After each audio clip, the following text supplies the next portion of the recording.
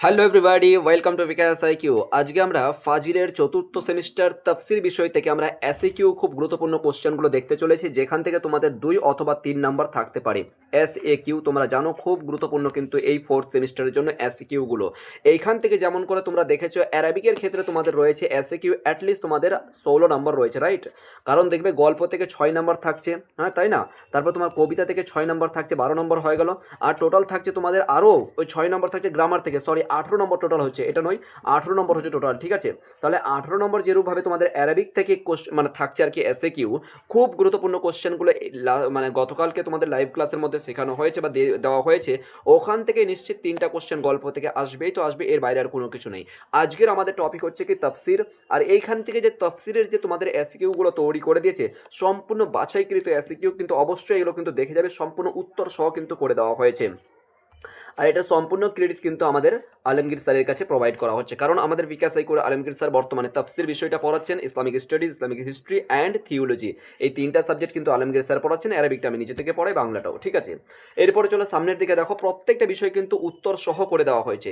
এই কোশ্চেনগুলো কিন্তু যেখানে তোমরা দেখতে পাবে তাফসির থেকে তোমাদের সূরা আনাম থেকে তোমাদের 2 নাম্বার থাকতে পারে অথবা 3 নাম্বার থাকতে পারে, যেমন তোমাদের নতুন সিলেবাস দিয়েছে সেই প্যাটার্ন অনুযায়ী কিন্তু স্যার কোশ্চেন তৈরি করে দিয়েছেন।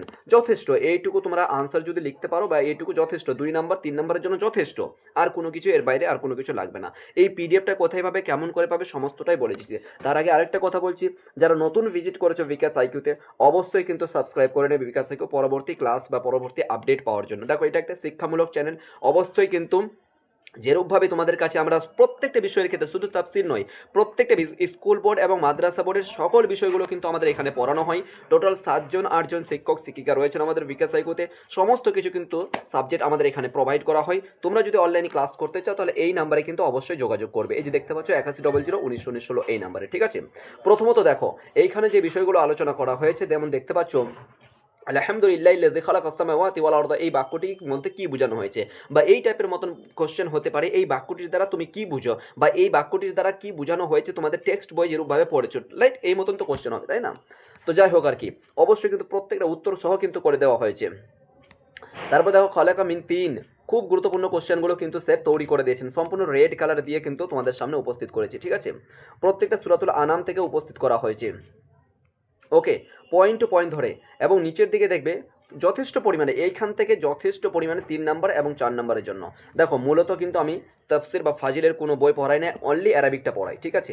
অ্যারাবিক পড়াই, ঠিক আছে, আর বেঙ্গলি পড়াই। তো আমি যেহেতু আর কি এই বিষয়টা নিয়ে অতটা নয়, যেহেতু এটা জাস্ট শেয়ার করলাম তোমাদের সামনে যে বিকাশ আইকিউতে এখানে মাদ্রাসা বোর্ডের বইগুলো পড়ানো হয়, মাদ্রাসা বোর্ডটা পড়ানো হয়, সেই জন্যই কিন্তু স্যার যেহেতু আর কি স্যারের একটুখানি টেকনিক্যাল বিষয়ের দিক থেকে অল্প মানে অতটাই নয়, আনফেয়ার বলা যেতে পারে, ঠিক আছে?